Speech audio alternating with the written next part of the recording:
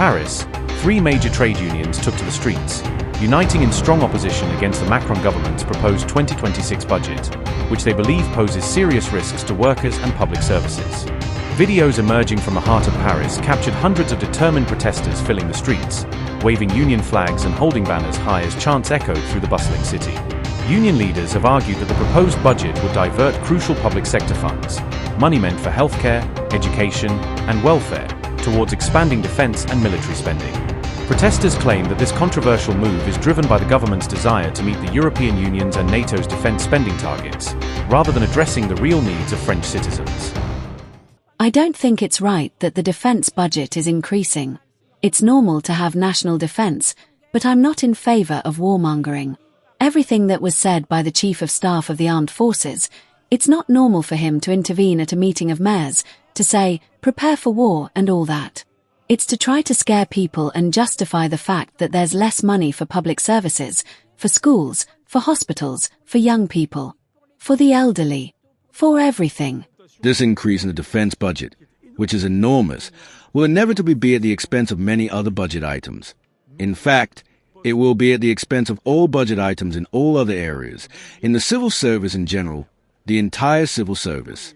The savings that could be made on the army could be given to other ministries that are in great need. But that will not be the case, which is a great pity. Many teachers also joined the massive march in Paris, raising their voices to warn about the rapidly deteriorating conditions in schools and the growing strain on the education system. I am a teacher, and today we can clearly see the Museum of Horrors, as Sophie Binet said, which is a budget that has been presented to the National Assembly, including 4,000 job cuts in the national education system. I teach at a high school in La Courneuve, and I can testify to what the daily working conditions are like. For us, it means overcrowded classes with 35 students that don't even fit in the classrooms that were originally built. It means broken furniture. Sometimes there aren't enough chairs for the students to sit on. It means photocopiers that break down every morning. It means digital and computer networks that don't work, even though we no longer have paper textbooks. Meanwhile, we are asked to teach as if everything were normal. What I am describing here is typical of what is happening in many other schools.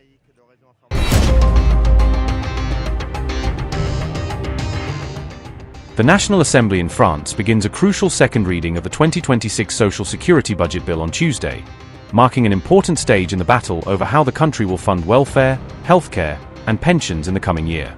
Prime Minister Sébastien Lecornu now faces the delicate task of building a compromise among sharply opposed political parties, trying to bridge divides on welfare and spending priorities before lawmakers cast a decisive vote.